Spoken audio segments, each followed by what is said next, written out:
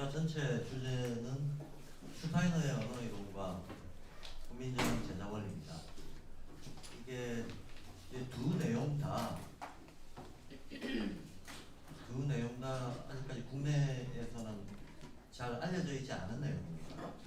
슈타이너의 언어 이론 자체도 지금 번역되어 있는 책들에서는 간단한 몇 문장 이상 찾아보기가 힘들게 되어 있고, 또 국민적인 제자 원리는 국민적인 해례본 속에 제자해라고 하는 파트가 있어서 제자 원리가 명시적으로 저는 설명이 되어 있습니다만, 이런저런 이유로 해서 사회적으로 역사적으로 이게 연구가 안 되고 있는 실정입니다. 그래서 두 개 다 사실은 사회적인 어떤 공론의 장에서는 현재 공백 상태에 있습니다. 공백 상태에 있는데 상당히 중요합니다. 그러니까 우리가 발그룹프 교육을 하는 데 있어서 뭐 아시다시피 인간의 의식이라고 하는 게 언어에서 벗어날 수가 없죠.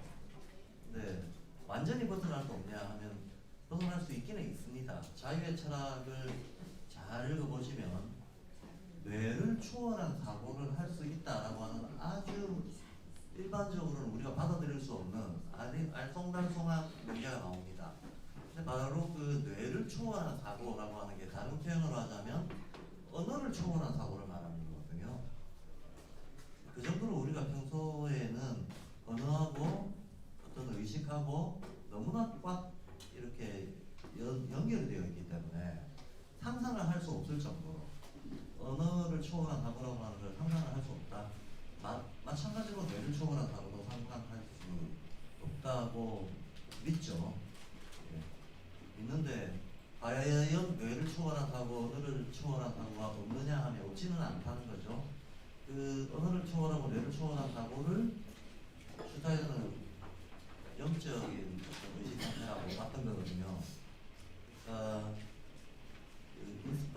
이미지네이션 능력을 갖춘 사람을 마나드라고 하고, 인스피레이션 능력을 갖춘 사람을 푸티라고 하고, 인투이션 능력을 갖춘 사람을 이제 아트만이라고 그렇게 이름을 붙이고 있습니다. 그런 이미지네이션 혹은 인스피레이션, 인투이션 같은 이런 사고를 할 수 있는 의식, 그거는 오늘 초월한 사고라고 얘기를 할 수가 있다는 거예요. 그래서 그게 없지는 않으나 일반인들은 일상생활 속에서는 이걸 상상할 수 없다는 겁니다. 그런데 어쨌든 그 발도르프 교육의 목적 자체가 의식론적인 성숙, 1차적으로는 현실적으로는 의식론적인 성숙을 자유로운 개인이라고 얘기를 하고 있고, 더 나아가서는 이 의식론을 뛰어넘는 어떤 수행적인 삶을 일상을 통해서 살아갈 수 있도록 아이들의 성장 과정에서 그 잠재력을 키워주고 독려한다라고 하는 게 교육의 기본 상인데, 그렇다면 발도르프 교육을 하는 교사나 또 아이를 발도르프 교육을 시키는 부모의 입장에서는 과연 그런 인간상의 어떤 과정을 통해서 가능하겠는가, 또 일상적인 의미를 뛰어넘어서 어떤 영적인 의식을 획득한다는 게 모르겠는가 하는 걸 고민하지 않을 수가 없는데, 바로 그 지점에서 건너뛸 수 없는 부분이 이 의식 수준이 이걸 곧바로 언어 수준이라고 말할 수 있기 때문에, 영적인 깨달음 직전까지는 의식 수준이 이걸 곧바로 이퀄입니다. 그냥 그대로 등치 관계입니다. 의식 수준 그 자체가 언어 수준하고 바로 등치 관계에 있기 때문에, 그러니까 이 언어의 본질이 뭐냐, 성격이 뭐냐, 또 언어라고 하는 게 어떤 과정을 통해서 변화해 나갈 수 있느냐라고 하는 걸 아는 거는 곧바로 사실은 모든 어떤 의식 훈련 전체 과정하고 공연과 마찬가지라고 이 언어에 대한 문제는 더욱이 중요하다라고 말할 수 있겠습니다. 그런데 이제 슈타이너의 언어 이론과 관련해서 현재 번역돼 나온 책은 없는데, 어제 제가 이 단톡방에 자료를 두 개 올려드린 게 있죠.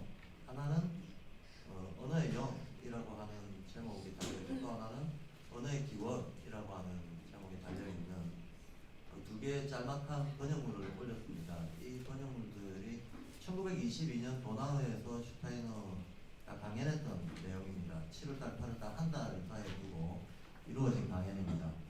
근데 슈타이너 사상을 쭉 공부를 해보신 분들은 알겠지만 슈타이너 사상도 20세기, 19세기하고 20세기에 약간 변화가 있고요. 그 다음에 20세기 들어와서도 1913년도에 슈타이너가 신지학회를 탈퇴하는데 13년도 이전, 13, 14년도 이전의 사유하고 그 이후의 사유가 또 변화가 있습니다. 그리고 슈타이너가 더 이상 어떤 흐름의 변화 없이 자기의 완성된 사상의 형태를 계속 펴나갔던 것은 발도르프 학교를 세우고 난 뒤라고 봐야 됩니다. 1919년 9월 10일 날 발도르프 학교가 첫 발도르프 학교가 서게 되죠. 그 이후에 슈타이너의 강연들을 보면 더 이상 큰 변화, 흐름의 변화 없이 일관된 얘기를 해 나가고 있습니다. 그래서 슈타이너의 사상 중에서도 주요 영역에 대한 어떤 그 내용을 우리가 보려고 했을 때 1920년대 강연들이 대단히 중요하다는 거예요. 근데 이 언어와 관련해서는 22년도하고 23년도 마지막으로 강연했던 게 23년도 강연이 있는데 거기에서도 큰 변화는 없고 조금 내용이 설명적인 내용이 이어지는 강연은 22년도에 있었던 이 두 연속 강연이었습니다.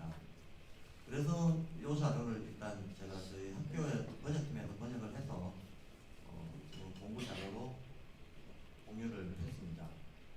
뭐 좀 부탁드릴 거는 이거 지금 출간을 계획하고 번역을 하고 있는 거기 때문에 공부 필요 때문에 제가 공유는 합니다만 이렇게 돌리지 말아달라.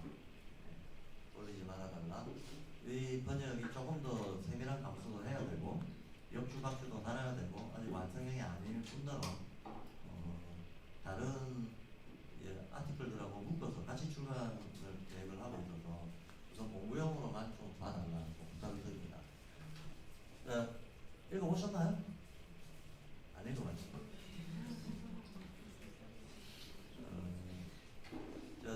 이제 본론 들어가기 전에 혹시 제 강의가 처음이신 분 한번 손 좀 들어봐 주세요. 처음이신 분. 그리고 다른 분들은 그러니까 3분의 2는 그래도 앞에서 강의를 들으셨던 분들이고 다행히 처음이신 분들은 그렇게 많지는 않네요.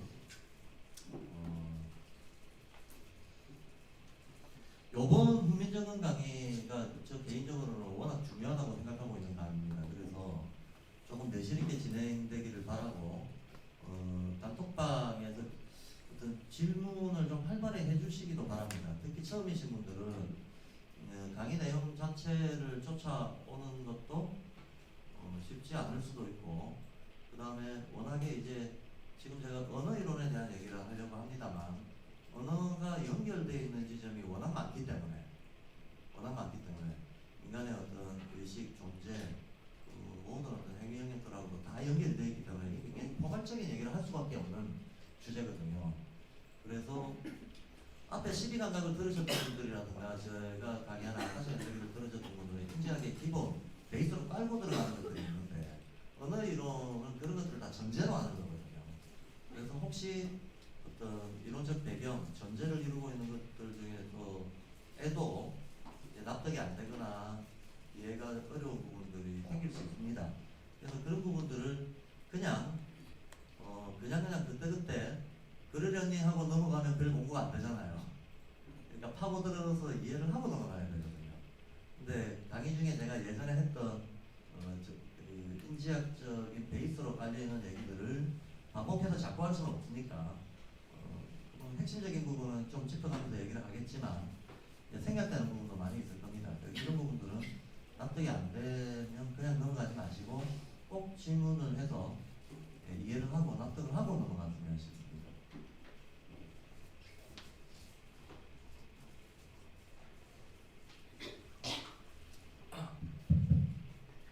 그럼 우선 오늘은 그 언어의 영, 그 다음에 언어의 기원 이 두 가지 강연록에 있는 내용을 제가 좀 요약해서 전달해 드리도록 하겠습니다. 요약해서 전달해 드리고 이제 추가적으로 제가 좀 해석을 위해서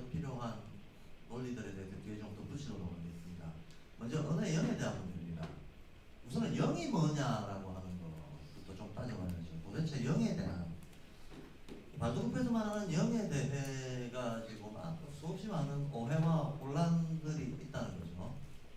그래서 요거부터 먼저 우리가 의미를 딱 규정하고 들어가지 않으면 자칫 잘못하면 상처법에 빠져버립니다. 그래서 보통은 통상 사회적으로는 영이라고 하는 이 말 자체를 종교가 마치 전유물인 것처럼 사용하고 있잖아요. 네, 성령이라고 하는 의미로 기독교에서 많이 영이라고 하는 말을 쓰고 있는데, 우선 발도르페에서 말하는 영은 그 기독교의 신앙 대상으로서의 어떤 신적 존재, 신앙 대상으로서의 외부적 신적 존재를 가리키는 말이 의미상 아닙니다. 그렇지 않습니다. 의미상 그런 말이 아니고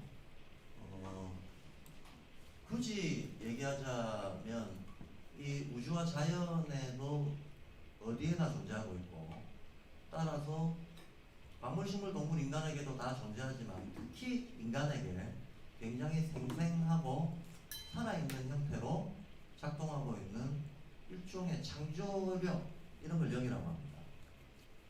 창조적인 힘입니다. 세계의 운동 변화를 불러일으키는 창조적인 힘. 이 바깥에도 있고 안에도 있고, 인간의 안에도 있고 바깥에도 있는 세계를 창조하는 힘, 이걸 영이라고 얘기를 합니다. 그런데 그 세계를 창조하는 힘이 어떤 의지와 의도와 계획과 어떤 인간 같은 바램을 가지고 있다고 보고 그걸 인격화시켜가지고 우리가 신앙의 대상으로 삼고 있는 게 제도 종교가 그런 구조를 갖추고 있죠. 그런데 일단 이 인지학 쪽에서는 그런 어떤 의도와 계획을 가진 인격화된 형태로는 연상하지 않는다는 겁니다. 그런 의미에서는 차라리 동양에서 말하고 있는 도라고 하는 개념하고 거의 가깝습니다. 동양에서 말할 때 도라고 하는 것은 자연을 움직이는 힘이죠. 자연의 섭리 같은 것을 얘기하는 건데, 이 자연의 섭리가 내면화돼서 들어오면, 인간에게 내면화돼서 들어오면 그걸 덕이라고 하죠. 그래서 포괄적인 우주자연까지 포괄을 했을 때는 도라고 얘기를 하고, 인간에게 내면화 들어갔을 때는 덕이라고 얘기를 해서 도덕이라고 하는 말 속에는 이미 사실 이러한 어떤 영적인 힘에 대한 관점이 들어가 있는 거죠. 그래서 차라리 여기서 인격성을 지우고 신앙 숭배라고 하는 문제를 지우고 이해를 한다면 동양에서 도덕이라고 얘기했던 것하고 거의 유사한 내용을 가지고 있는 게 슈타이너가 말하려고 하는 영입니다. 그리고 이제 저는 이제 외국어는 영어밖에 모릅니다. 영어밖에 몰라서 주로 이제 원어를 써야 될 필요가 있을 때는 영어를 쓰게 될 텐데, 나중에 훈민정 강의가 다 끝나고 나시면 이제 그때는 공감이 좀 되실 텐데, 인간의 발음, 표기보다도 발음, 표기는 훨씬 문화적인 영향을 많이 받고요. 그거보다는 그러니까 말과 글이 있다라고 했을 때, 말이 먼저 나오지 글이 먼저 나오지는 않죠. 그렇다면 보편성과 차별성이 있다고 했을 때 말 쪽이 보편성이 크고 글 쪽이 차별성이 클 수밖에 없어요. 지역 문화의 영향을 받아가지고 차별성이 생긴다고 했을 때. 그래서 인간의 발음에는 훨씬 동양 서양을 아울러서 인간의 감성, 느낌, 그 다음에 의미로 연결되는 이 연결고리의 보편성이 글보다는 말 쪽이 훨씬 비중이 큽니다. 근데 스프링, 스자 들어가는 건 동양이고 서양이고 전부 어떤 힘 있는 걸 얘기하는 겁니다. 발음 자체가, 발음의 느낌이 힘을 전달하는 겁니다. 스자 발음이 우리나라에서는 아술순 치우 중에서 치음이죠. 치음, 치읓, 지읒 계열이죠. 치읓, 치읓 계열. 요건 전부 다 뭉치는 느낌을 전달하는 겁니다. 에너지가 뭉쳐있다, 힘이 저장돼 있다, 이런 걸 전달하려고 해요. 네. 그래서 힘이 세다, 시어서로 시작하죠.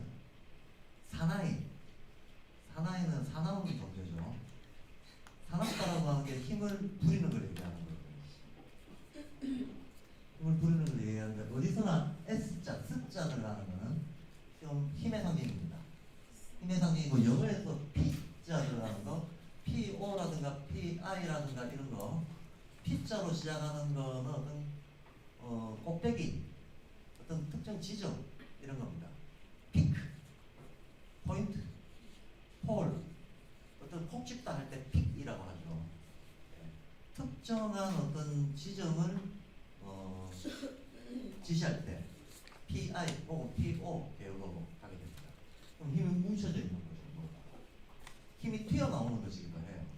그리고 르가 들어가는 거는 리을자 들어가는 거는 우리말에서도 그렇고 서양에서도 그렇고 뭔가 부드러운 순환 운동이 일어나는 걸 얘기하는 거예요. 운동이 일어나는 겁니다. 근데 사실 이 우주에서 운동의 근본적인 성격은 전부 원운동이거든요. 물론 우리가 결론적으로 보기에는 직선운동, 여러가지 각도의 운동들이 있지만 이 힘의 처음부터 끝까지를 쭉 거시적으로 관찰해보면 모든 운동은 원운동이다라고 할 수 있습니다. 그건 그럴 수밖에 없는 게 왜 그러냐 하면 이 우주의 에너지의 기본적인 운동 형태가 원운동이거든요. 그럼 무슨 말인가 하면 지구가 자전하고 공전하는데 이게 다 표준 운동이잖아요.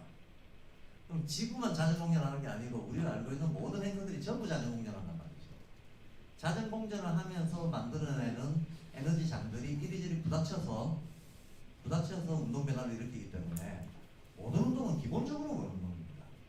물론 어떤 범위에 따라서 중간중간 잘리기도 하고 일시적으로 운동이 세졌다 약해졌다 하는 리드미컬한 과정들이 있기 때문에 개별적으로 감각될 때에는, 지각될 때에는 원운동의 전체 모양에 안 넣을 수 있어요. 그러나 이제 그 운동의 시작과 끝을 거시적으로 보게 되면 기본적으로 다 원운동이다. 뭐 하루 밤낮 하루살이한테 우리가 야 내일 보자 말이 안 되죠. 하루밖에 못 사니까 내일이 뭔지를 모르는 애들이. 그럼 하루만 딱 산다라고 하면 낮과 밤이 한번 교차되는 것만 기억했지. 낮밤 계속된다는 걸 못 겪었을 거 아닙니까? 하루살이는 낮밤이 교차된다는 걸 모른다는 거죠. 예. 하루살이는 낮밤이 교차되는 걸 모르지만 하루 이상을 사는 존재들은 이게 끊임없이 순환한다, 교차된다는 것은 왔다 갔다 한다는 것은 원운동이라는 거예요. 실제로 하루에 낮과 밤이 교차되는 것은 자전 때문에 생기는 거잖아요. 자전. 지구가 한 바퀴 제자리에서 뺑 돌아버리니까 태양을 보던 쪽과 안 보던 쪽으로 바뀌는 거잖아요. 이게 원운동의 효과인데, 하루살이는 원운동을 인식하지 못한다. 그러나 그건 하루살이 문제고 우리는 하루살이 아니니까. 봄, 여름, 가을, 겨울이 순환하는 건 공전 때문에 생기는 거죠. 그런데 하늘을 못 사는 어떤 존재들이 있다 그러면 이것이 순환한다는 것을 못 느끼겠죠. 봄 한철만 살고 간다든가 여름 한철만 살고 가는 존재는 그것이 순환성을 가졌다는 걸 느끼지 못하겠지만 1년 이상을 살 수 있는 단연생 존재들은 이것이 순환한다는 것을 알 수밖에 없습니다. 이렇듯이 근본적으로 모든 운동은 다 원운동이다. 그래서 원운동을 표현하는 발음이 우리말에서도 그렇고 서양에서도 그렇고, 서양에서는 R 계열, L 계열, 우리말에서는 아슬순치의 자원 중에서 30계열들 중에서도 특히 돌아버리겠네. 놀라운 할 때 이런 것들이 계열이 실제로 라고 발음하면 해보세요. 입의 천장에 중간에 닿았다가 떼죠. 한 바퀴 굴려야 돼요. 예. 우리가 혀를 제일 꼬아야지 낼 수 있는, 혀를 제일 꼬았다가 펴야 낼 수 있는 발음이 르라고 하는 발음입니다. 그래서 이게 이제 원운동, 순환운동, 어떤 뭔가 부드럽게 만들고 유연하게 만드는 이런 거하고 관련된 발음입니다. 그러면 여기까지 우리가 그냥 의미를 쭉 따라보자면 뭔가 센 힘이 특정한 영역에 원운동을 일으키면서 나타나요. 제가 이렇게 지금 자음이나 모음을 음소라고 하죠. 음소 한 개 한 개에 이런 느낌이 있습니다. 이런 느낌이 어떤 의미로 연결됩니다 하는 얘기를 앞으로 계속 하게 될 텐데, 이런 걸 파자해라고 합니다. 글자를 파헤쳐서 해설한다라는 거죠. 파자해. 그래서 이런 파자해가 상형 문자들은 잘 되는 편입니다. 표현문자, 상형문자들은 부수의 조합으로 뜻을 이루고 있기 때문에 우리가 부수가 무슨 뜻, 무슨 뜻이 몇 개가 조합이 되면 그 종합적인 의미로 이런 뜻이 나옵니다. 그 한자의 육소법이라고 하는 것이 있는데 육소법, 글자가 만들어지는 6가지 원칙이죠. 6가지 원칙이 맨 처음이 상형성입니다. 상형이라고 하는 것은 어떤 모양을 본땄다는 거죠. 그 다음에는 지사라고 합니다. 어떤 사물이나 사태를 지시하는 기능이 있다는 겁니다. 그 다음에는 회의라고 합니다. 이 뜻이 모인다라는 겁니다.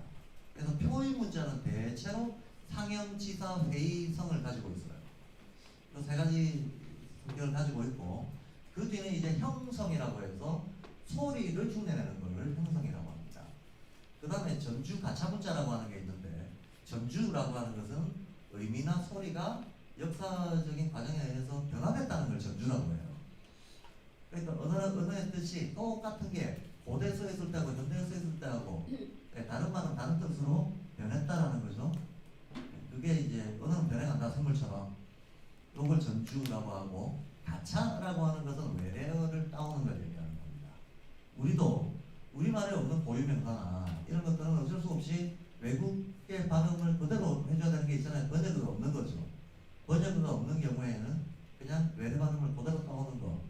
아니면 이제 우리말로 굳이 표기를 하려고 했을 때 음창, 음을 흉내내가지고 그냥 아무 의미 없는, 발음이 비슷한 의미 없는 글자를 갖다 붙이는 거, 이걸 가차라고 합니다.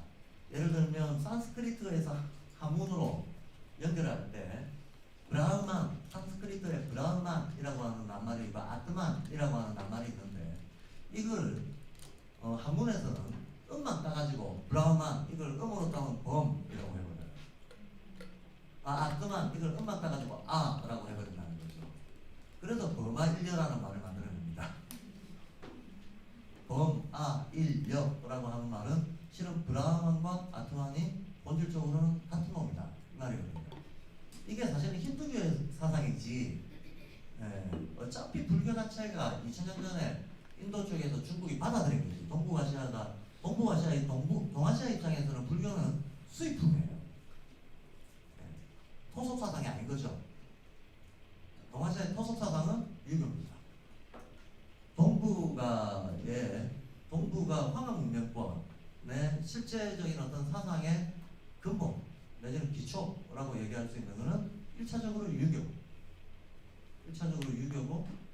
2차적으로 도교입니다. 제가 왜 1차, 2차라고 얘기를 하는가 하면 우선 오래되기가 유교가 더 오래됐고요. 그 다음에 유교가 제도문물을 만들어내는 기초 원리로 쓰였습니다. 모든 왕조가 어떤 문화를 만들어내고 제도를 만들어낼 때 유교적인 세계관에 입각해서 만들어냈다는 거예요. 그러니까 문명을 리더해 나가는 사상은 유교였다는 거죠. 도교는 오히려 민간신앙 쪽에, 서민들의 생활 문화 속에 자연스러운 자연과의 어떤 교류와 교감 속에서 자생적으로 퍼져나갔던 민간적인 성격이 훨씬 더 강하고, 한 도교는 그런 사상 그 자체가 어떤 제도화를 지향한다든가 운명의 운영을 지향하지 않아요. 무위자연을 주장하기 때문에. 무위자연을 주장하는 쪽이 문명 발달을 동시에 추구하기 힘들잖아요. 그러니까 도교는 어쩔 수 없이 조금 더 민간들의 어떤 생활문화 같은 형태를 띠게 되는 거고, 제도문물을 이끌어온 근본 사상은 유교라고 봐야 됩니다. 그래서 우리가 흔히 유불선 삼교라고 얘기를 하지만 동북아시아 황하 문명이죠. 황하 문명의 고유한 사상이라고 얘기를 하려면, 황하 문명을 대표하는 고유한 세계관, 고유한 사상이라고 얘기하려면 그건 유교가 대표하고 있다라고 봐야 돼요. 그러면 황하 문명권에서 유교의 위상은 뭐냐? 서양의 가톨릭하고 똑같은 거죠. 로마 가톨릭하고 똑같은 역할을 하는 겁니다. 유교가. 그래서 어떤 문명권, 흔히 우리가 제국이라고 얘기하는 이런 것이 성립하려면 2가지 공통 기반이, 정신적 기반이 있어줘야만 합니다. 하나는 어차피 지금은 어떤 근대화 과정에서 공론회장에서 종교가 정치하고 분리돼 있는 사회에 우리가 살고 있지만, 근대 직전까지만 하더라도 종교하고 정치는 분리가 안 됐죠. 오히려 종교적인 정당화에 의해서 정치가 뒷받침이 돼야만 이게 권력이 작동을 할 수 있었던 그런 성격으로 붙어 있었단 말이죠. 그래서 교황의 인정을 못 받으면 어떤 유럽의 왕도 힘을 못 써요. 교황이 직접 정치 권력자는 아니지만 교황이 그 정치 권력의 정당성을 뒷받침해줘야만 받아들여진다는 겁니다. 마찬가지로 동양에서도 어떤 유교적인 철학과 세계관으로 모든 정책을 정당화해야만 이게 받아들여지시 이 과정이 생략되면 안 받아들여지기 때문에 종교라고 하는 게 권력하고 따로 놀 수가 없게 돼 있었다는 거예요. 그러니까 종교가 지배하는 세계가 우리가 흔히 말하는 정근대 사회는 다 실제로는 종교가 지배하는 사회라고 봐야 돼요. 그런데 이렇게 이제 종교가 지배하는 세월이 수천 년이 됐죠. 수천 년이 됐는데 어떤 거대한 영역, 말이 다르고 풍속이 다른데도 불구하고 더 넓은 범위로 우리는 뭔지 모르게 어딘지 모르게 한편이야. 한번 생각해 보세요. 시족이 있습니다. 근데 시족의 범위를 넘어서서 시족 연맹체로서 부족이 있습니다. 또 이 부족의 범위를 넘어서 가지고 부족 연맹체로서 어떤 나라가 세워집니다. 그리고 이 각각의 나라들을 넘어서 가지고 나라들의 연합체로서 제국이라고 하는 개념이 있습니다. 그럼 제국 수준으로까지 가면 시족 단위에서는 혈연으로 묶여있기 때문에 같은 편이라고 하는 의식을 가지는 게 너무나 쉬워요. 근데 부족 단위만 넘어가더라도 혈연이 희미해져요.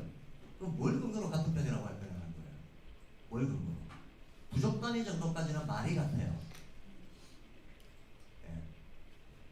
비록 조사는 다르지만 같은 말을 써 말이라고 하는 것은 자연환경에 의해서 1차적으로 영향받아 나오기 때문에 일정한 자연환경을 공유하고 있는 지역에서는 말이 비슷해지거든요. 그런데 말이 비슷해지만 시족이라고 하는 것은 구체적인 생산 방식하고 연결이 되어 있기 때문에 같은 권역 안에서도 다른 생산 방식을 취하고 있는 사람들은 다른 시족이 될 수밖에 없어요. 그런 식으로 시족의 결합으로 부족이 있고 부족의 결합으로 국가가 있고 국가의 결합으로 제국이 있는데 단위가 커지면 커질수록 단위가 커졌는데도 불구하고 우리가 같은 편이다 라고 하는 걸 이어주는 매개가 필요할 거 아닙니까? 뭐가 공통된 게 있어야지 같은 편이라는 의식을 가질 거 아닙니까? 우리가 알고 있는 중국의 모든 왕조들 주나라, 한나라, 명나라, 청나라 이 나라들은 나라가 아니에요. 제국이지. 요즘으로 치자면 유나이티드 스테이츠인 거예요. 미국의 한 주가 우리나라만큼 크기도 그렇고 작동되는 방식도 그렇고 한 주가 독립국처럼 돼 있잖아요. 실제로는. 그래서 주법이 있고 그죠? 연방법도 있지만 주법이 있습니다. 주법에 따라 가지고 구체적인 사회 형태가 각 주마다 고유하게 다른 것들이 굉장히 다양하게 펼쳐져 있습니다. 이런 것들이 모여가지고 연방이라고 했더니 미국도 따지고 보면 북미 대륙을 장악하고 있는 하나의 제국인 거죠. 제국인 거죠. 만약에 자연 상태에서 발생했다면 미국의 동부하고 서부하고 똑같은 영어를 쓸 리가 없죠. 그런데 이거는 근대화 과정에서 백인들이 특히 영국 프로테스탄트들이 인위적으로 개척을 해버렸기 때문에 통일되는 거지. 만약에 자연 상태였다면 그 넓은 북미 대륙의 동쪽 서쪽에 말이 같은 리가 없습니다. 자, 어쨌든 연상을 하자면 주왕조, 명왕조, 청왕조 이렇게 우리가 왕조라고 하지만 한국가가 아니고 기본적으로 제국의 성격을 띠고 있었다. 대륙 전체를 다 먹었잖아요. 대륙 전체를. 명왕조, 청왕조 한 개가 유럽 전체 덩어리보다 더 커요. 생산력도 더 높고 면적도 더 크고 인종도 더 다양합니다. 그러니까 우리 머릿속에는 국사 시간에 배우기를 그렇게 배워놓으니까 마치 그러면 이게 한나라 같이 생각이 되는데 한나라가 아니라는 걸 알아야 돼요. 실제로 언어도 다 달라요. 언어도. 지금 현재도 중국 같은 경우에는 표준 발음만 4개, 표기는 7개. 완전 달라요 이게. 똑같은 한자라고 하지만 일본식 표기, 중국식 표기, 만주식 표기 다 다릅니다. 대만식 표기 달라요. 같은 학문을 베이스로 하고 있음에도 불구하고. 그래서 어떤 부분은 공통되고 차이 나는 부분도 있고 이렇습니다. 근데 어쨌든 이렇게 범위가 커지면 커질수록 뭘 근거로 해서 우리가 같은 어떤 동일 정체성을 가질 것이냐 이게 문제가 되죠. 문제가 됩니다. 그때 동일 정체성을 부여해 주는 게 뭐냐 민족이다라고 하는 겁니다. 요즘 실제로 민족이라고 하는 것을 뭐라고 규정을 하는가 하면 사전적인 의미로 민족, 국어사전에 찾아보면 그렇게 나와있어요. 민족, 언어 역사 공동체 이렇게 있어요. 언어와 역사를 공유하는 공동체. 그러면 언어 역사 일단 말이 같아야 되고 그죠? 근데 이 언어라고 하는 게 말이냐 글이냐 이것도 사실 따져야 되는 거예요. 말만 같으면 같은 거냐 글까지 같은 게 같은 거냐인데 말은 조금만 한 수천 킬로 떨어져 버리면 말 달라지게 돼 있습니다. 말이 같은 걸 기준으로 하면 제국이 형성이 안 돼요. 이때 언어 역사 공동체라고 할 때 언어는 글입니다. 글이 같은 거. 그 다음에 역사 공동체라고 했을 때는 이 역사를 구성하고 있는 거. 자, 우리가 이렇게 살아왔다 할 때 우리의 범위가 어디까지냐라고 하는 겁니다. 뭘 기준으로 우리의 범위를 두느냐라고 하는 겁니다. 이 우리의 범위는 를 구성하고 있는 것은 실제 겉으로 보면 두 가지고 내용적으로 보면 한 가지입니다. 하나는 공동조상, 조상이 같다. 공동조상 개념을 부여합니다. 그래서 중국 애들은 왕조가 아무리 바뀌어도 사망오제가 우리 조상 이렇게 얘기하잖아요. 사망오제가 우리 조상이고 그 밑에 그냥 사망오제가 만든 이 문명 속에서 우리는 한동안으로 살아가는 족이다라고 의미를 부여하죠.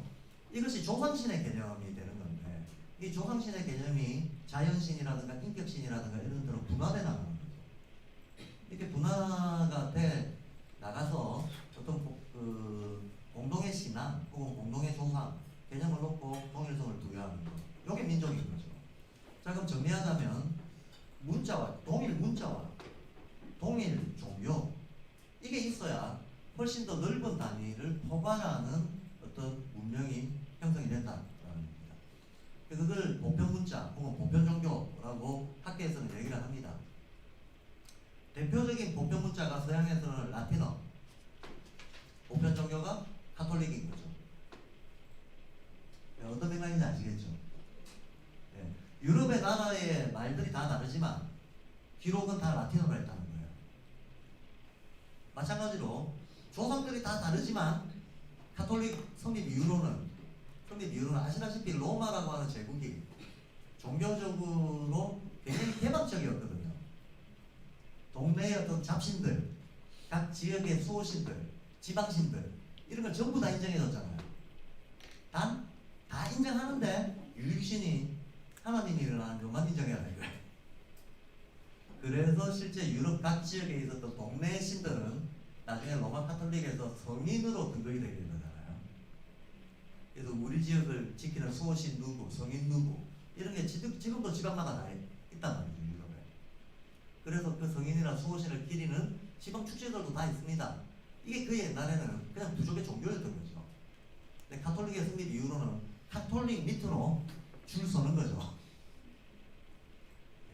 줄 서지만 최종적으로 여호와를 받아들이면 이거 어떤 풍속적으로 해오던 거 허용을 해줬다는 겁니다. 그래서 가톨릭이라고 하는 말은 캐슬릭이라고 하는 이 말 자체가 이 말의 뜻 자체가 보편 종교라는 거예요. 사전적인 의미 자체가 캐톨릭이 보편 종교라는 뜻입니다.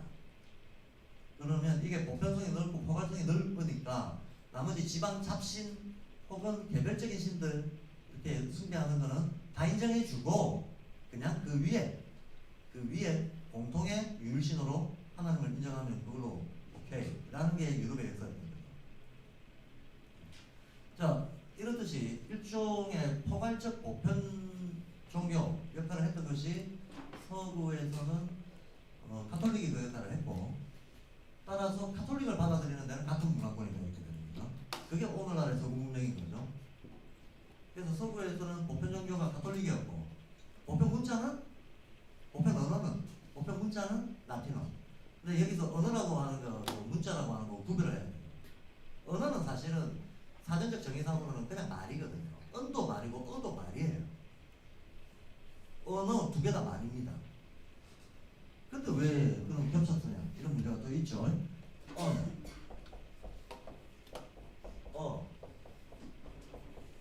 이렇게 되잖아요.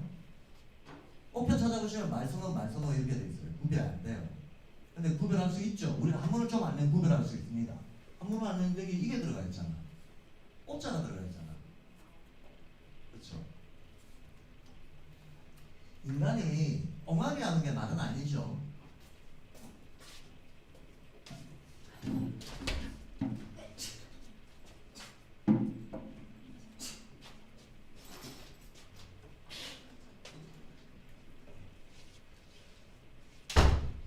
이게 이 까만 게 잘 안 나오죠, 그죠? 잘 안 나오는데 이거 하나뿐이네.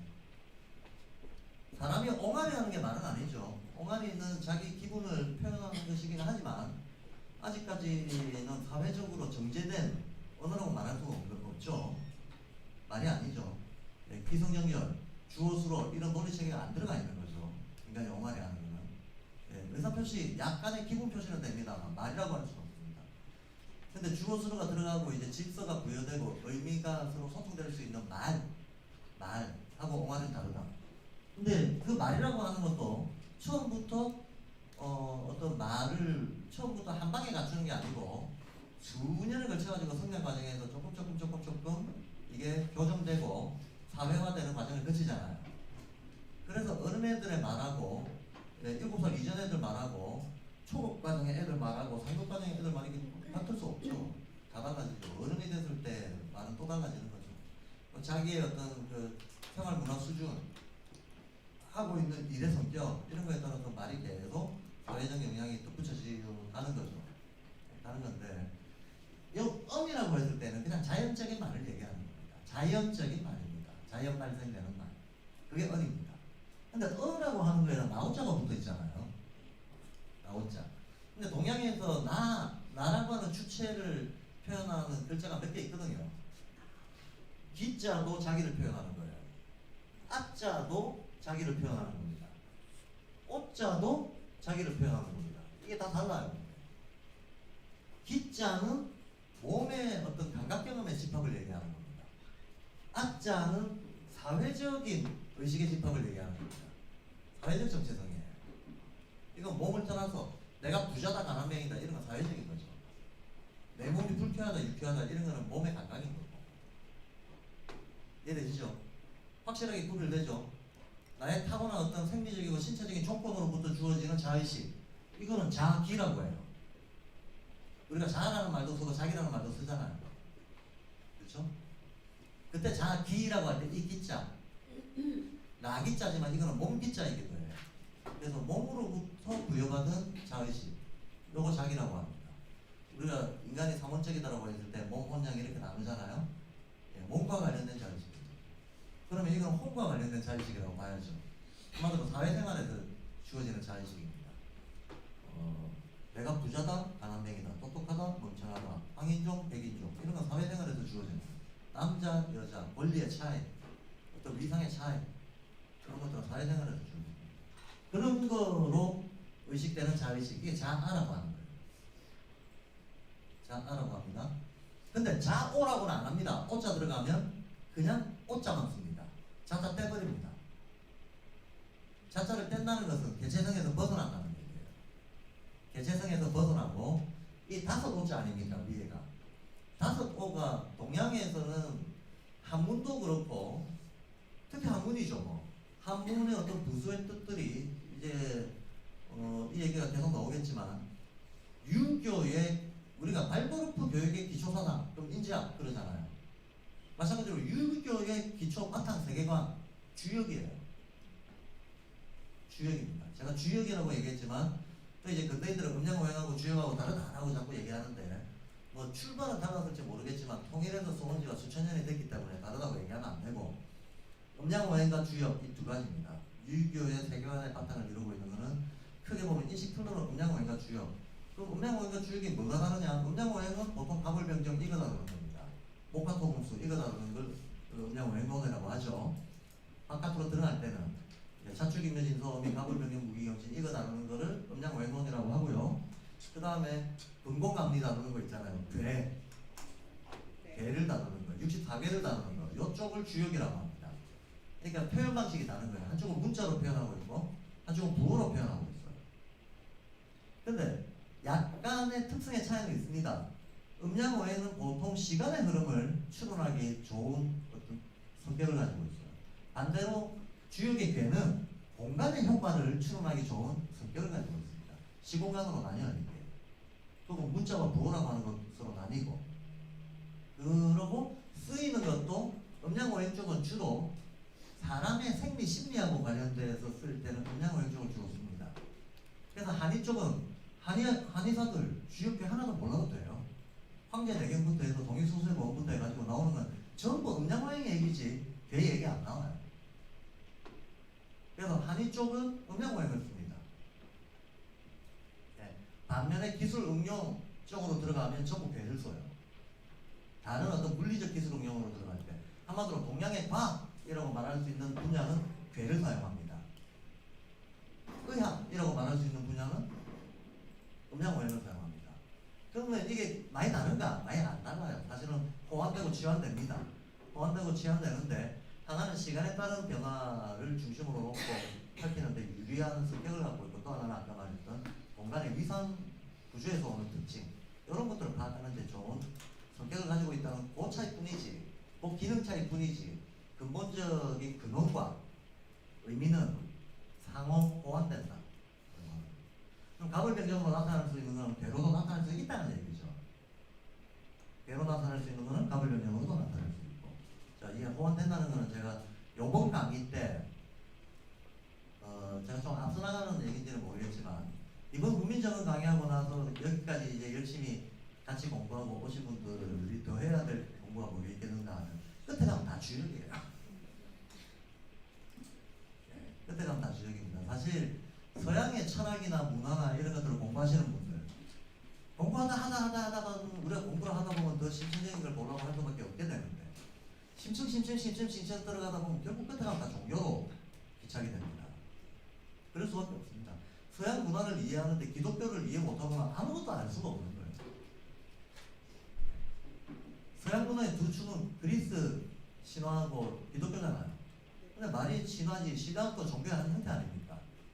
그러니까 끝에 가보면 다 거기서 나오는 거예요. 동양과 마찬가지로 끝에 가보면 다 거기서 나옵니다. 그래서 끝에 종교라고 할 수 있는 게 제가 유교라고 했는데, 유교의 바탕 세계관은 음양오행과 주역이다. 끝에 가면 전부 음양오행과 주역으로 결국 최종 설명이 되게끔 되어 있어요. 그래서 더 우리가 공부가 조금 더 한 발 한 발 나갈수록, 근데 이렇게 근원을 공부를 하다 보면 근원을 따져가지 않을 수가 없습니다. 자유의 철학에서 애초에 나오는 말, 인간은 자유로운가? 자기 행위 동기를 모르면 자유로울 수가 없다. 근데 이 행위 동기라고 하는 게 1층이 아니다. 표층이 있고 심층이 있고, 심층 중에도 지하 1층, 지하 2층, 지하 3층 계속 내려간다. 그래서 끝까지 파고 들어가지고 자기 행위 동기의 구조를 알았을 때, 그때 비로소 인간은 의식적으로 자유로운 행위를 할 수 있는 거다. 그걸 자유라고 한다라고 얘기했습니다. 그러니까 자기를 얼마만큼 심층적으로 아느냐가 곧바로 자유하고 직결되는 거죠. 그럼 여기 심층이라고 했을 때 그 심층이 끝이 없는 게 아니고 끝이 있거든요. 어디가 끝인가 하면 우주적인 힘과 내 내면의 힘이 만나는 부분. 우주와 자연을 구성하고 움직이고 있는 어떤 힘과 나라고 하는 이 존재를 구성하고 움직이고 있는 힘이 어느 지점에서 만난단 말이에요. 그 만나는 부분을 확인하는 데가 최심층인 거죠. 거기까지 파고 내려가 인류의 이제 어떤 고대 문명의 지혜들은 다 거기까지 파고 내려가려고 했던 것이고, 거기까지 파고 내려가서 이제 드러내게 되는 것은 결국은 최종은 우주론인데, 이 우주론이 바로 종교인 거죠. 이 우주론으로부터 종교가 나오는 거죠. 그래서 끝에는 다 주역이다라고 얘기를 하는데, 그러면 이 주역에서 음양오행에서 오자가 어떤 특징과 의미를 가져요. 오자가 가지는 의미가 뭐겠습니까? 잘 모르겠죠. 다소도 일단 의미, 그러면 오행으로 다 치환을 시켜야 돼요. 오행으로. 그러면 1, 2, 3, 4, 5, 6, 7, 8, 9, 10. 우리가 십진법을 사용하죠. 이 십진법을 사용하는 이유가 있을 거 아닙니까? 그렇죠. 근데 그 이유도 우주적 근거가 있어야 돼요. 그래서 지금 현재는 인간의 식진법을 사용하는 것에 대해서 수학자들이 이거 진짜입니다. 손가락이 10개라고 답해요. 이거는 너무나 표피적인 논리입니다. 그러면 손가락이 왜 10개가 됐냐고 또 따져야 돼요. 예. 왜 하필 10개가 됐냐? 그건 몰라. 그건 그냥 자연에서 주어진 거야 라고 하면 설명이 거기서 끊기는데, 예. 실제 공양은 설명을 그렇게 끊어내지 않고 더 깊이 파고들었습니다.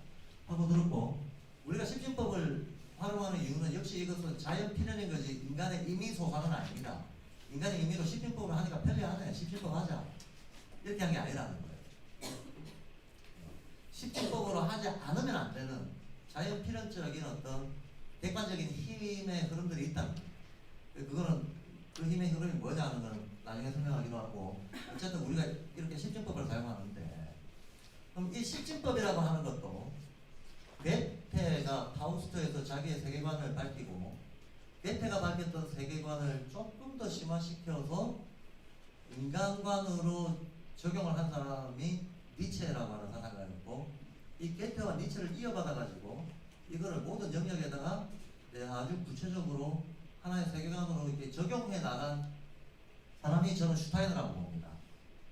그래서 슈타이너의 사상적인 스승들 굉장히 중요한데, 이 사람들이 슈타이너에게 어떤 영향을 미쳤는가를 이해하는 것이 대단히 중요한데요. 근데 괴테가 전근대와 근대를 잇는 천재였는데, 이 괴테가 밝힌 세계관을 명제로 요약을 하자면, 이번 5월 말에 저희 양평학교 월 세미나의 주제가 괴테입니다. 그래서 제가 파우스트하고 색채론을 강의할 생각입니다. 광고.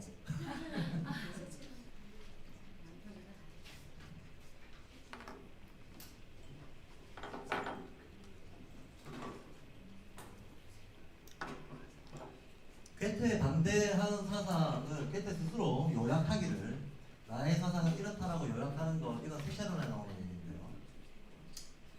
세계는 양극적이다. 네. 또 세계는 대칭적이다. 양극 대칭적으로 구성되는 세계가 상호 순환한다. 그러면서 진화한다. 이게 괴테 사상의 다예요. 중요한 명제들. 그러면 양극적이다, 대칭적이다, 순환한다. 이걸 동양에서는 그림 한 장으로 표현했습니다. 태극. 이게 바로 세계의 양극성, 대칭성, 순환성을 한 방에 보여주는 거죠. 이해되시죠? 머릿속에 떠올려보면 바로 이해가 되잖아요. 만약에 세상에 양극 대칭적이라면 1부터 10까지 자연의 변화가 있는데 얘도 양극 대칭적이라야 될 거 아니야. 그러면 양극 대칭적이면 중간에서 잘려야 될 거 아니야. 어디서 잘리겠습니까? 5에서 잘리지 뭐. 당연한 거 아닙니까? 5에서 잘리는 거예요. 여기를 기준으로 잘리는 겁니다. 실제로는 10은 0하고 의미가 똑같아요. 그래서 10은 사실은 무수나 똑같은 겁니다. 숫자가 없는 거나 똑같다는 거예요. 그냥 진공 상태, 0 상태, 0 상태가 이어지는 거예요. 그럼 5를 기준으로 4대 4로 이렇게 딱 묶이죠. 이게 양극 대칭이에요. 그럼 여기가 양이라면 여기가 음이 되는 거지. 동양은 이 양극성을 음양이라는 말로 표현을 했잖아요. 양극 대칭성을 음양이라는 말로 표현을 했습니다. 자, 다시 앞으로 돌아와가지고 이 오자에는 자자가 안 붙죠. 그냥 오자로 붙는다는 거지. 근데 제가 이 다섯 오자, 이게 의미가 있다. 무슨 의미가 있겠느냐라고 하는 겁니다. 종합의 의미가 있어요. 종합과 정한. 근데 이거를 동양의 가장 포괄적인 개념, 의미를 이어주는 포괄적인 개념이 음양오행인데, 음양오행에서 오는 목화토금수 중에서 뭘까요? 토예요, 토. 예. 토가 의미하는 바가 바로 종합과 전환이라고 하는 겁니다. 공법구조에서 토활 가색이라고 하는 말을 쓰고 있는데, 가색이라는 말은 뿌리고 품고 뿜어내고 이 두 가지 작용을 다 말하는 거예요. 품어서 종합하고, 종합해서 새로 만들어진 어떤 기운을 뿜어내고, 이걸 가색이라고 합니다. 어쨌든 톰이다, 톰. 그러니까 톰, 이거 종합이에요, 종합입니다. 그 다음에 밑에 입구자가 붙어 있는데, 우리는 이걸 입구라고 얘기하지만 사실은 사각형이잖아요. 사각형 삼각형이 의미하는 바가 뭐겠습니까? 1년의 순환입니다. 동서남북, 봄, 여름, 가을, 겨울. 예. 자, 오행. 세계를 움직이는 거는 5가지의 힘이 있어요. 그런데 그 중에서 한 개는 종합이에요. 종합이라고 하는 것은 특정한 성격을 안 가지고 있어요. 그럼 특정하게 어떤 편향된 성격으로 팍팍 드러나는 건 4가지가 드러난다는 거죠. 그래서 4가지는 드러나고 1가지는 숨어 있다라고 보는 거예요. 그래서 오행을 이야기할 때도 우리가 방해를 얘기할 때도 그렇습니다. 동서남북은 뚜렷하게 드러나는 방해예요. 그런데 동서남북을 얘기하려면 뭔가 기준 중앙점을 설정하지 않으면 말을 할 수가 없습니다. 그러면 기준이 되는 중앙점은 이 자체는 방해가 아니에요. 이 자체는 방해가 아니지만 얘가 있음으로써 다른 방해들이 설정이 되는 거죠. 예. 이런 식으로 한 개는 숨어서 작용하고 4개는 드러나는 거다. 그래서 움직이는 거는 오행이지만 나타나는 거는 사상이 나타난다고 보죠. 사상 하면 이제 주역에서 보통 태소 음양을 얘기합니다. 태양, 소양, 태양, 소음, 그걸 사상이라고 합니다. 계절로 나타날 때 봄, 여름, 가을, 겨울, 추나 추동으로 나타나고 방위로 나타날 때는 또 동서남북으로 나타납니다. 자, 한마디로 위에 오가 있고 밑에 사상이 있어요. 오행, 사상 이런 겁니다. 그럼 이 오자의 전체적인 의미는 뭘까? 종합이에요. 종합. 그러니까 이 말이 그러면 보세요. 우리 자의식 자체가 변해간다는 거죠. 어렸을 때는 자기 몸의 경험을 가지고 자의식을 가져요. 조금 어른이 돼서는 사회적인 역할과 위상을 가지고 자의식을 가져요. 그러다가 영적인 깨달음을 얻고 나면 세상을 다 종합해버려요. 세상을 다 종합한다. 내가 자연과 하나고 내가 우주와 하나다. 이런 의식을 가지게 된다는 겁니다. 이런 합의의 의식을 가지게 됐을 때의 주체의식, 자의식. 이때는 자라고 말할 수가 없죠. 주체의식. 이런 거를 오라고 한다는 겁니다. 그래서 보통 일반적인 쓰임새는 오라고 하는 말에 주어로 오라고 하는 말을 쓸 때에는 개인적 입장이 아니고 보편적 입장에 서서 볼 때 이런 말이에요. 그래서 독립선언문, 우리나라 3.1 독립선언문 맨 처음에 주어를 쓰잖아요. 오등이 자예. 우리가 지금 말하려고 하는 것이 어떤 개인적이고 사적인 입장에서 말하려고 하는 게 아니다.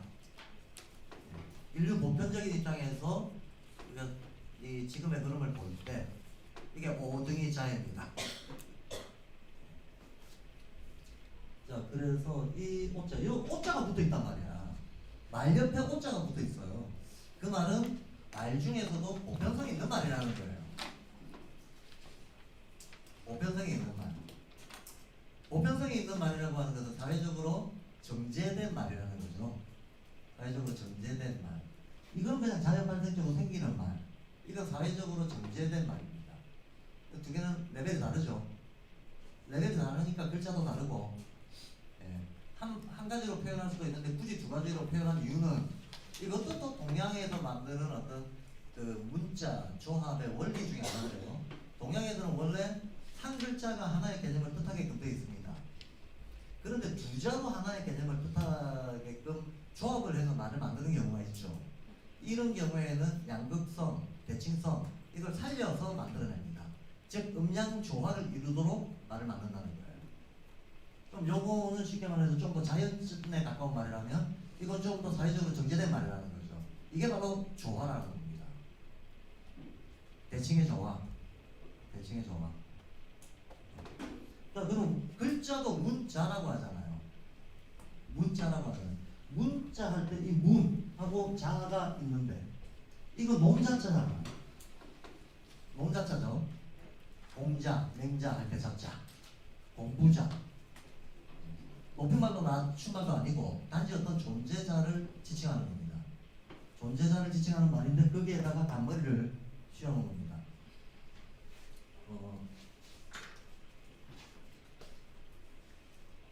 이 문이라고 하는 말, 문이라고 하는 말을 잘 보세요. 이건 지금 민간머리고 이건 단머리라고 하는 거예요. 그럼 민간머리는 공간이 탁 트여 있는 곳을 뜻하는 거고 단머리는 좀 더 제한된 곳을 뜻합니다. 근데 여기 지금 이렇게 X표가 돼 있죠. 이거는 별기운이 들어가고 나가는 걸 뜻하는 거예요. 그러면 어떤 공간에 펼쳐진 별그림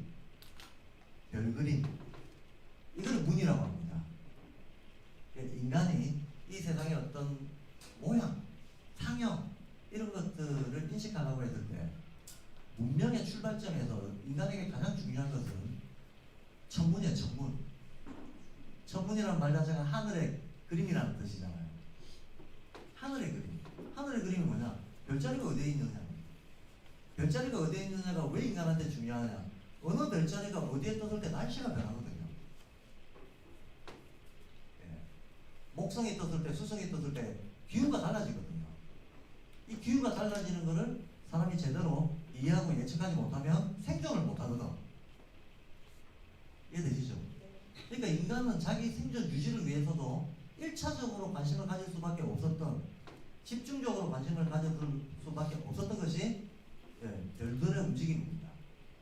별들의 움직임. 그거를 문이라고 해요. 문은 원래 문이라는 뜻인데 우리말 문이 있죠. 우리말 문이. 그것은 우리말 같죠. 그냥 문의 옛 발음입니다. 제가 늘 얘기하지만 한자하고 한글하고 뗄 수가 없다. 순 우리말의 순은 한자 아니냐. 우리는 순 우리말로 표현할 수 없다는 걸 빨리 인정해야 된다. 빨리 인정하고 한자까지 포함해서 국어 생활을 해야지, 한자를 빼놓고 국어 생활 하려고 하는 망상을 부리면 안 된다. 그게 무슨 대단한 독립운동이라도 되는 그 인양 착각을 하고 순 우리말로 애들 언어 생활을 다 할 수 있다라고 가르치면 어렸을 때 유치한 애들 사이에서의 정서적 어떤 대화는 할 수 있겠죠. 많은 올라갈수록 막혀버립니다. 개념을 다뤄야 되는데 가면 이게 오히려 장애가 되거든요. 한자에 대한 거부감, 한자에 대한 거부감이 있으면 심각한 장애가 발생합니다. 그러니까 뭐 계속 얘기하겠지만 교육이라고 하는 측면에서 지금 아이들이 다 자녀들이 있는 분들은 우리 애가 몇 학년인가 가리지 말고 한자에 대한 이해가 없다면 몇 학년이라도 상관없으니까 바로 한자 교육 시작합니다. 중학생이든 고등학생이든 늦었다. 뭐 늦었다고 해서 평생 동안 쓸 건데 안 할 겁니까? 학생 시기인데 아직 기회가 있잖아요. 뭐 여기 계신 분들도 실은 지금 공부에 열의가 있으니까 여기 넣으신 거잖아요. 근데 공부를 하려고 하면 한자 모르면 안 돼요. 동양에서는 모든 개념은 다 한자입니다. 한자로 의미를 구별할 수 없으면 개념에 접근을 못합니다. 개념에 접근을 못하면 인식의 어떤 복잡성, 구조적인 어떤 중청성 이런 거 못 다루게 돼 있어요. 못 다루게 돼 있어서 한자 모르면 그냥 어쨌든 학문은 안 된다. 그냥 사고의 확장은 절대 안 된다. 그러니까 어른이 된 상태에서라도 모르면 배워야 되고, 그걸 어느 세월에 하냐? 그거야말로 선입관입니다. 제가 한번 좀 얘기를 해보자면 이렇습니다. 우리가 생활 한자는 보통 몇 자 기준이죠? 1800자. 1800자잖아요. 한 3, 4천 자 정도 하면 보통 일반적인 한국 문장을 큰 불편 없이 읽어요. 큰 불편 없이 읽습니다. 5천자, 6천자 넘어가면 엄청 잘하는 거죠. 웬만한 책을 그냥 읽어냅니다. 뭐 경에 해당하는 것들 있잖아요. 도덕경, 역경 이런 거 읽어낼 수 있어요. 5천자 넘어가면. 근데 입사 시험 칠 때 보케브러리는 몇 개 합니까? 25,000원은 떨어지고 33,000원은 붙는다고 80년대부터 그랬는데 영어는 3만 개도 하면서 한자는 왜 1000개, 2000개가 많다 그래요? 선입관이에요. 그냥 선입관입니다. 낱말이라고 하는 거, 한 글자가 한 낱말이라고 생각을 해보죠. 한 글자가 한 낱말이다. 우리가 우리말 사용할 때 3천, 4천자 사용 안 합니까? 저는 제가 글 쓰고 나면 일부러 그 한글에 그 단어 있잖아요. 단어 개수 몇 개 쓴다. 이런 거 찾아봐요.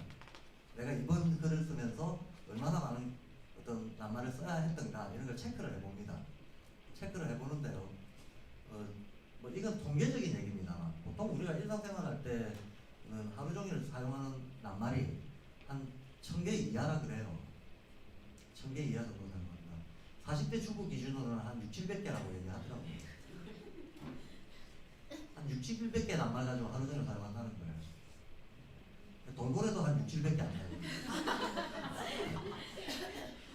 그러니까 하루 종일 우리가 생활 언어로 쓰는 거는 뭐 별로 낱말 많지 않아도 쓴다는 거죠. 그런데 어떤 각 잡고 뭔가 좀 제대로 어떤 논리적으로 내 의사 표현을 하려고 그러면 낱말 개수가 좀 더 붙여지겠죠. 보통 대학생 애들을 레포트 쓰는 거 해보면 한 1, 2천 단어 정도 씁니다. 학자급으로 올라가면 한 3, 4천 단어 정도 씁니다. 네. 또 국제 논문급으로 올라가면 한 5천 단어 정도 씁니다.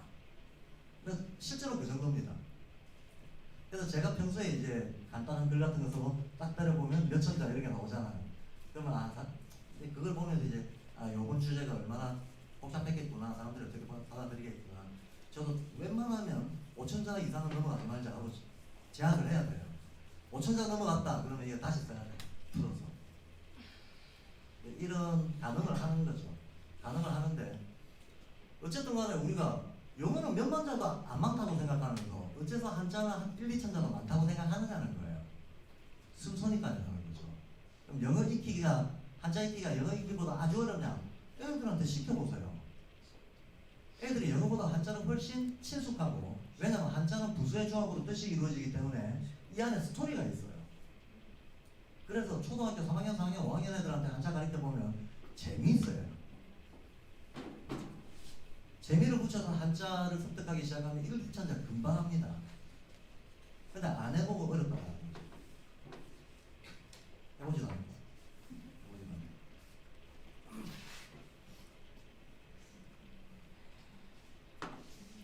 자, 어쨌든 이 문이라고 하는 것은 자연의 문의를 얘기하는 것입니다. 그래서 이건 자연의 문의, 문자가 글인데 자연의 문의. 왜냐하면 모든 글자는 상형성에서 출발할 수밖에 없었고, 그 상형성의 근원 중에 근원은 별자리거든.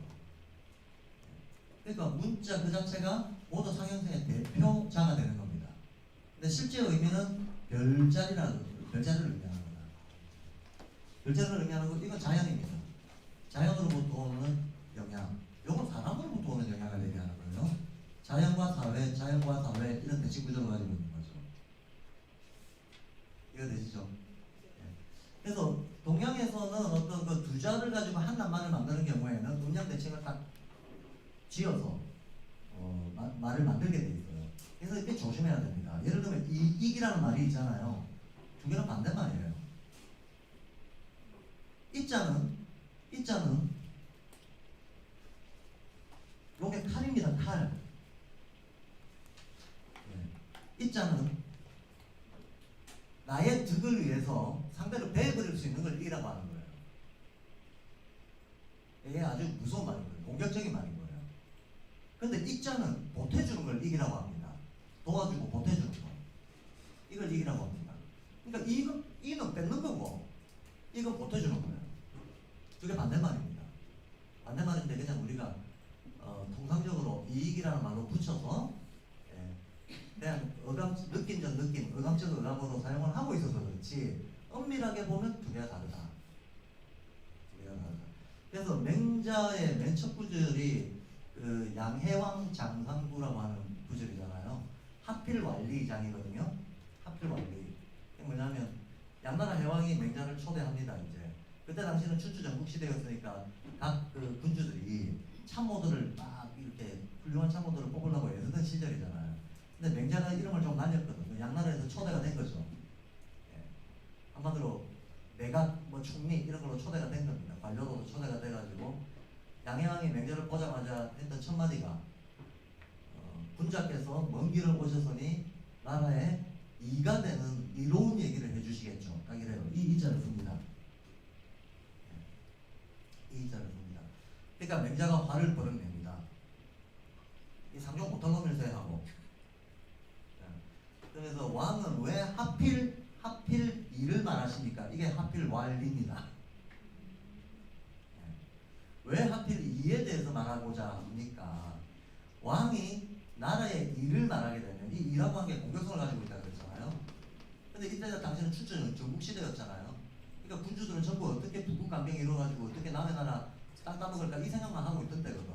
근데 맹자는 딱 하는 말이, 나라의 왕이 일을 말하면 대신들은 자기 가문의 일을 말하게 돼 있다. 그리고 필부들은 자기 일신의 일을 말하게 돼 있다. 그러면 일을 쫓아가게 되면 투쟁이 일어나게 돼 있다. 어느 나라가 그냥 맨날 싸운다. 힘의 논리가 귀행하게 되면 사람들의 영치가 바닥에 떨어지고 이 사회 문명이라고 하는 것은 의식 수준이 낮아질 수밖에 없다.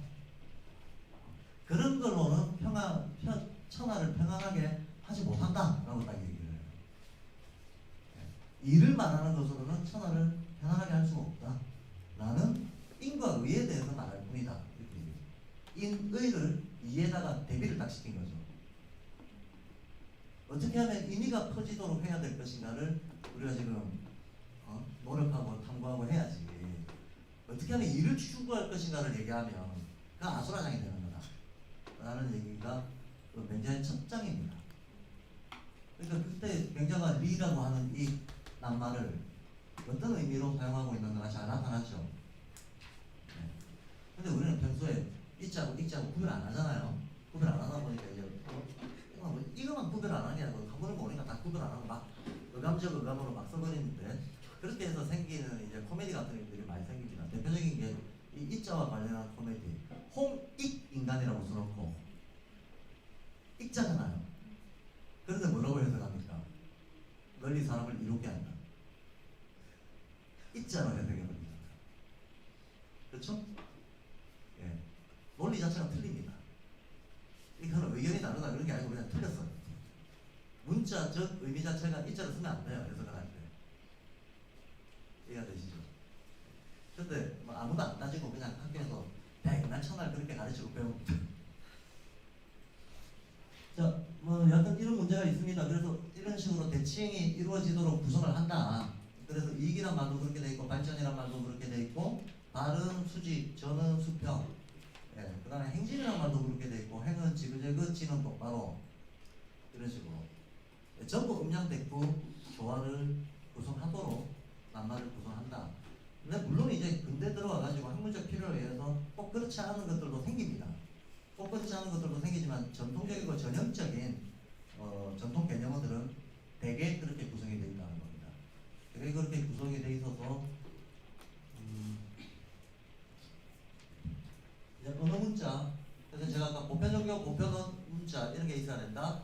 그게 서양에서는 라틴어와 가톨릭이 했던 역할이고 동양에서는 그게 바로 한자와 유교가 했던 역할이라는 거예요.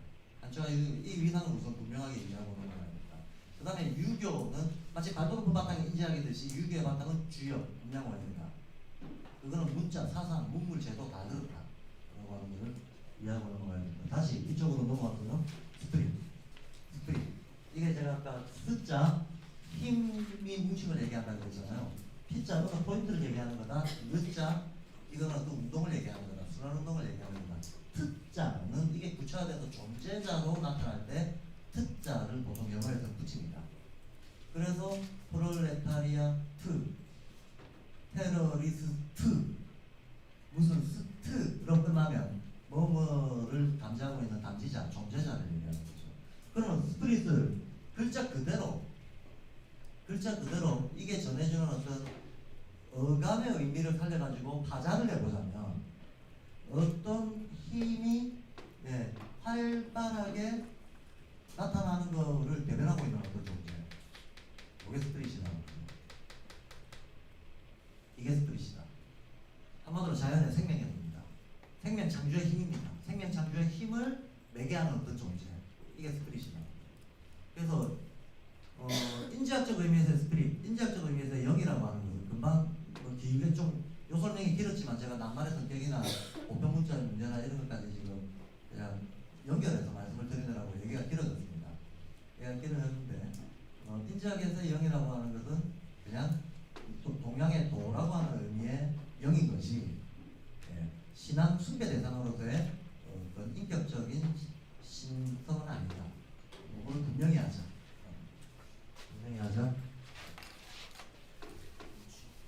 자, 그 정도 말씀을 드리고 언어의 영. 자, 지금까지 뭐 했냐? 1시간 반 동안 언어의 영이 뭐예요? 그래서 사실 우리가 뭘 하나 제대로 안 하면 하나를 알기 위해서 걸쳐있는 많은 것들을 같이 가져야 돼서 실용적으로 빨리빨리 진도 나가고 싶은 생각을 버리세요. 버려도 됩니다. 버리는 게 좋습니다. 천천히 한 개 기본적인 것들을 짚어나가야 이해 가속도가 붙어 올라갑니다. 정확한 이해 가속도를 붙이는 게 중요하지. 예, 당장 진도 빨리 나가는 게 별로 안 중요하고요. 그리고 뭐 다행히 6번의 시간이 주어져 있어서 우리가 다루려고 했던 건 다 다릅니다. 걱정 안 하셔도 되니까. 오늘 영은 그런 거다. 근데 영이라고 하는 이 개념에 대해 가지고 정확히 이해하는 거는 정말 중요합니다. 발도르프 교육이 20년이 됐지만 이 영의 실제가 뭐냐를 가지고 아직도 서랑설레 우왕좌왕 큰 혼돈을 겪고 있거든요. 한 번도 이렇게 심층적으로 안 따져봐서 그래요. 예. 근거를 가지고 따져보고 짚어보고 해야 정리가 될 텐데 안 했으니까 차일피일 미루다가 사람들이 보통 급한 게 있고 중요한 게 있으면 그냥 급한 거에 매몰되잖아요. 그래서 중요한 거는 아무리 중요해도 안 급하니까 내일 하자. 내일을 20년 동안 내일 하자. 야, 돼 온 거예요. 그러니까 어차피 한 번은 따져봐야 될 거니까 한번 짚어봤습니다. 언어의 영에 대해서는 그렇고요. 자, 언어의 영이라고 하는 이 강연록에서 슈타이너가 했던 말은 크게 두 가지입니다. 하나는 언어가 어떻게 만들어졌나에 대한 거하고 어떻게 만들어졌나를 우리가 어떻게 알 수 있나 이 두 가지에 대한 얘기를 합니다. 첫째, 언어가 어떻게 만들어졌나에 대해서 뭐 어떤 사상가들도 다 마찬가지지만 자기가 살아가는 시대에 통론이라고 하는 게 있죠. 통설. 대개의 사람들이 그렇게 생각하고 있는 거. 통설이 있는데 어떤 새로운 혁신적인 사상가는 당연한 이야기지만 이 통설을 다 뒤집는 말을 할 수밖에 없잖아요. 인간들의 통념이 얼마나 오류투성이의 습관의 다발인 경우가 많습니까? 근데 이 선입관을 흔들고 뒤집지 않으면 새로운 어떤 의식과 행동이라고 하는 건 나올 수가 없는 거잖아요. 혁신적인 사상가들은 통념을 흔들 수밖에 없는데 지금까지 우리가 가르치고 배우기로 언어라고 하는 것은 인간이 사회적으로 합의한 거다 이렇게 가르치고 배웠다는 거예요. 특히 문자는 더더욱 그렇고 심지어는 말조차도 인간이 인간적인 특성으로 말을 하는데 인간적인 특성으로 즉 자연과는 상관없고 이거는 인간만의 능력이고 인간적인 어떤 힘에 의해서 언어가 만들어졌고 이 만들어진 말과 글 다 포함해서 이것은 사회적 합의를 통해서 여기까지 왔다 라고 사람들이 통념적으로 이야기한다는 거예요. 한마디로 언어 문자는 사회적 합의다 라고 얘기한다는 거예요. 언어 문자는 사회적 합의다 라고 얘기한다는 거예요. 그런데 슈타이너는 아니다 라고 얘기합니다. 사회적 합의 아니다. 사회적 합의 아니고 언어 문자는 영어로부터 왔다 그래요. 그럼 영이라고 하는 거는 일단 인간의 제한된 어떤 개체적 특성, 운명적인 특성 이런 거를 초월하는 어떤 보편성을 가지고 있다는 겁니다. 언어는 인간이 인위적으로 생각해서 만들어낸 게 아니라는 얘기예요. 결국은 마치 봄, 여름, 가을, 겨울 바뀌듯이 어떤 계절적인 순환 흐름이 자연 필연적인 것처럼 언어의 발생이라고 하는 것도 그런 인간을 초월하는 영적인 힘에 의해 가지고 자연 필연적인 성격을 가지고 나타났다는 거예요. 이거는 당시 통념하고는 180도 다른 굉장히 과격한 통념에 대해서 과격한 반대의 기원을 제시한 거거든요. 그래서 한마디로 인위적 소산이 아니다라는 겁니다. 인간이 언어를 만들기 위해서 문자를 만들기 위해서 인위적으로 뭐 한 거 없다. 나중에 역사적으로 문화적으로 덧붙여진 것이 있다 하더라도 처음에 형성될 때 만들어질 때는 인위적으로 안 만들어졌다. 자연 필연적으로 만들어졌다. 그리고 굳이 여기에 어떤 의식적인 정신적인 뭔가가 있다면 그것은 언어의 영이라고 하는 힘이 작용한 거다. 언어의 영이 있다. 언어의 영. 한마디로 그냥 우리가 동화 버전으로 얘기하자면 언어 영역을 맡고 있는 신이 있다는 거예요. 그래서 이 신이 요리조리 영향을 미쳐가지고 인간이 언어를 구사할 수 있게 됐다는 거지. 믿기나요? 네. 하긴 여기 계신 분들은 믿기니까 왔겠지. 근데 어쨌든 슈타이너는 언어의 영이 있다. 사람이 만든 게 아니다. 한마디로 사람이 만든 게 아니다. 귀신이 만들었다. 이렇게 얘기하는 겁니다. 근데 귀신이 만들었다는 걸 인간은 모르고 있다. 우리가 귀신이라는 말도요, 이게 굉장히 고급한 단어입니다. 귀신. 또 귀하고 신하고 달라요. 귀하고 신이 하는 작용도 다르고요. 거주하는 데도 다릅니다. 이게 제가 다음에 또 기회 있으면 주역할 때 말씀을 드리겠지만요. 신은 태양 가까이 살고 귀는 달 가까이 삽니다. 그 영적인 힘들도 어떤 그 힘의 강밀도에 따라 가지고 작용이 다르고, 예, 실제 어떤 위치도 달라요. 위치도 다릅니다. 태양 가까이 살고 있는 영들도 있고요. 지구 가까이 살고 있는 애들도 있고요. 일단 대기권 안에 들어와 있는 이 귀들은 원귀들이에요.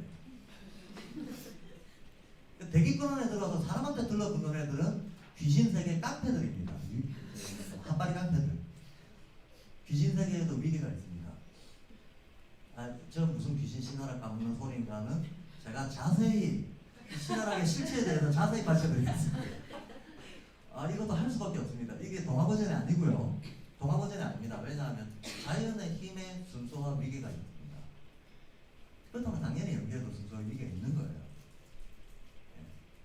우리가 그 내용들을 잘 모르다 보니까, 보이지 않는 세계의 질서에 대해서 잘 모르다 보니까 신비적이거나 교조적으로 자꾸 보게 되는데 그렇지 않습니다. 슈타이너가 실제 추구했던 게 바로 신비적으로 사람들이 보는 것을 합리적 시각으로 알 수 있게끔 하겠다가 인지하게 모토였잖아요. 그걸 우리가 해낼 수 있고 해야 돼요. 해낼 수 있고 해야 활용할 수 있습니다. 인간의 것으로 만들 수가 있다는 거예요. 주역에 보면, 주역을 잘 이해하면 이 도리를 인간과 신이 공유한다 그래요. 귀신과 인간이 함께 이 질서를 같이 공유하고 활용한다는 겁니다. 그래서 사람이 천지와 더불어 이 세상을 병행하는, 예, 그런 영적 주체가 될 수 있다 라고 얘기하는데, 그냥 그런 게 아니고 주역을 잘 이해하면 주역을 잘 이해하면 그런 위상을 가질 수 있는 존재가 인간이다 라고 얘기하고 있습니다. 그래서 귀신세계의 얘기도 농담거리는 아닙니다. 농담거리이기는커녕 우리는 참 이상해요. 인지학 할 때 보면 뭐 천사 위기 같은 거 배우는 데도 나오잖아요. 그런 거 배울 때 되게 진지하게 배우고 막 트로메, 세라핌 하면서 막 이름 외우고 그러더라고요. 근데 왜 귀신 얘기하면 이상하게 사? 그게 이제 우리 문화 속에 토착신앙으로 그렇죠. 그렇죠. 토착신앙으로 또는 미신과 주술로, 예, 미신과 주술로 우리 속에 선입관으로 강력하게 인상 지어져 있기 때문에 그런 얘기하면 비합리적인 얘기인 것으로 그냥 바로 치부가 되는 거죠. 여기 계신 분들은 안 그렇겠지만 대부분의 일반인들은 음양고행 얘기만 해도 벌써 미신이다라고 밀어내버려요. 우리나라에도 제도적으로 공식적으로 밀어내버려요. 이 선입관으로 빨리 벗어나야 됩니다. 자, 그래서 언어의 영이 있어서 언어를 만들었다. 인간의 인위적 보관이 아니다. 이게 슈타이너가 언어의 영이라고 하는 그 논문에서, 강의록에서 맨 먼저 주장하는 겁니다. 일단 이렇게 주장해놓고 그럼 근거를 제시해야 될 거 아니에요. 근거가 뭐냐라고 하는 거에 대해서 슈타이너가 좋아, 근거를 알고 싶으면 두 가지 방법이 있다 하고 제시를 합니다.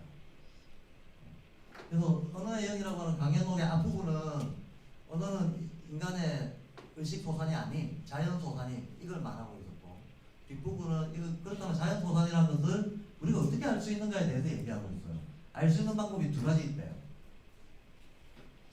두 가지가 있는데, 한 가지는 일단 슈타이너는 자기 스스로는 이게 참 사람 반장하게 하는 건데요. 슈타이너가 가령 오이리트미를 어떻게 만들었습니까? 그래서 뭐라고 대답하는 건, 천사들이 그렇게 움직이는 걸 내가 봤다 그래요. 또 아카샤 연대기에 온갖 귀신 신화를 까먹는 소리가 막 나오는데 이거 어떻게 알았습니까? 내가 아카샤 연대기를 들춰봤다 그래요. 자, 여기서 그냥 봤다 그러니까 안 믿을 수가 없고 보고 말하는. 그래서 나는 안 봤으니까 공감이 안 되는 거죠. 여기서 조심해야 됩니다. 저 사람이 봤다고 해가지고 내가 믿어버리면, 그죠? 예, 여기서 미신이 된 거예요. 예, 카드라 통신이 되는 거죠. 봤다, 카드라를 믿었잖아. 이러면 미신이에요. 그래서 참 어렵습니다. 우리가 오이리트미, 발그룹에서 굉장히 중요한 과목이에요. 오이리트 미스트들이 있는데 이들은 가장 좋다면 슈타이너가 본천사를 그들도 봤어야죠. 본 정도는 아니더라도 어느 정도라도 어떤 식으로라든지 감지할 수 있어야 됩니다.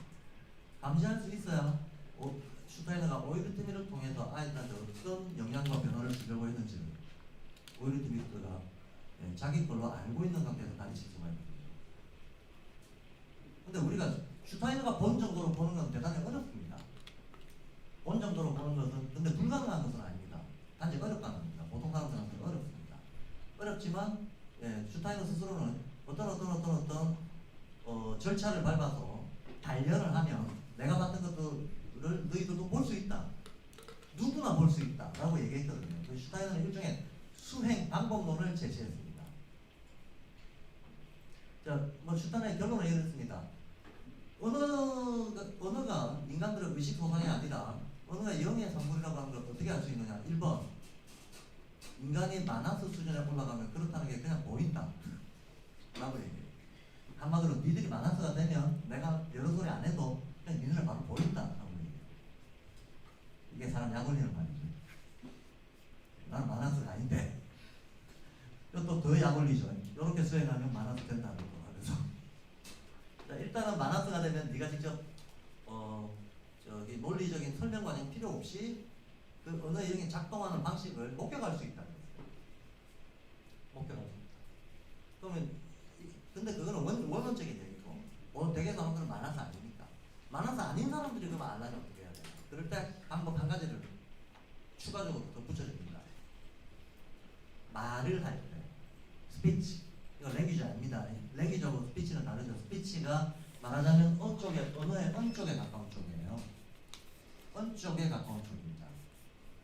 랭귀지라고 하는 건 조금 더 중천복합적인 언 쪽에 가까운 겁니다. 그래서 스피치하고 랭귀지 달라요. 스피치가 좀 더 원형적이거든요. 그래서 스피치를 할 때 한마디로 제가 아까 발음의 뜻이 있습니다. 이게 동서양이 다른 것도 있고 보편성도 있습니다. 그러면서 타자적으로 조금씩 접근했잖아요. 이런 걸 얘기하는 거예요. 어떤 말을 할 때 그 말이 가지고 있는 발음, 그 소리의 떨림이잖아요. 소리잖아요. 그런데 일반적인 자연음이 아니고 사람의 목소리로 낸 거잖아요. 그럼 사람의 목소리라고 하는 것은 인간의 행위라고 하는 것은 기본적으로 자연을 모방할 거 아닙니까? 모든 학습은 모방과 권위로부터 오는데 원시인은 처음에 뭘 모방했겠느냐? 자연을 모방한 거죠.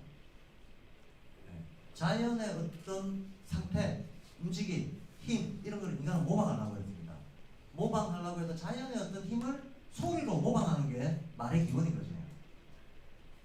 그래서 우리의 발음 속에는 반드시 자연의 어떤 경험, 자연의 힘에 대한 인간의 경험, 요거를 나타내려고 하는 노력이 들어있다는 거예요. 한마디로 특정 발음에 특정 느낌과 특정 자연력이 연결되어 있다는 거예요. 그렇다는 사실을 아주 간단한 기초 낱말을 발음할 때 저 낱말이, 저 의미가 왜 저 발음으로 나는가?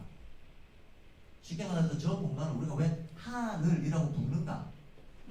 이 지지대상을 우리가 왜 땅이라고 부르는가? 하는 이 문제죠. 이 질문. 어린애들이 자생적으로 많이 던지는 질문이에요. 엄마 하늘을 왜 하늘이라 그래? 많이 던지는 질문이에요. 바로 이 질문. 이 질문을 집요하게 명상해봐라. 어떤 느낌이 떠오를 때까지 자기 머릿속에서 그게 왜 그렇게 발음됐을까? 남자를 왜 남자라고 하고 여자를 왜 여자라고 했을까? 사나이를 사나이라고 하고 계집애를 왜 계집애라고 했을까? 를 끊임없이 집요하게 떠올려봐라. 떠올려보면 뭔가 인위적 약속이 아닌 자연 필연적 기운의 흐름 이런 것들, 질서 있는 기운의 흐름 이런 것들이 또 올라진다. 인식 가능하게 떠올라진다 라고 얘기를 해요. 이렇게 두 가지 어떤 제시를 합니다. 네가 마나스가 되든지 어떤 수행을 통해서 아니면 말의 그 자연적 느낌 이거를 끊임없이 추적하든지 이거를 병행해서 탐구를 하다 보면 언어의 영이라고 하는 걸 만날 수 있게 된다 라고 얘기합니다. 그럼 슈타이너의 말이 정말 진실인가? 하면 진실입니다. 왜냐하면 제가 증명한 겁니다. 제가 해보니까 되더라는 거거든요. 해보니까 되네. 그러니까 저도 이제 지금부터 설명을 해야 되겠지만 저도 다른 분들한테 전달을 할 때는 할 수 없이 논리적 설명을 해야 되겠지만 저 스스로는 이것은 이미 어떤 체험과 체득이 된 문제인 거죠. 그러니까 저로서는 의심의 여지가 없는 거예요. 우리가 언어의 영을 경험할 수 있다라고 하는 것은 의심의 여지가 없다. 그리고 이건 논리적으로도 논증도 가능하고 실증도 가능하다. 한마디로 이렇습니다. 와서 보세요라고 하는 게 가능하다는 거예요. 네, 가능하다. 어떻게 가능하냐? 그 보여주려고 이제 윤방을 잡았거든요. 네, 그래서 언어의 영에 대한 거는 여기까지입니다. 일단 언어의 영이라고 하는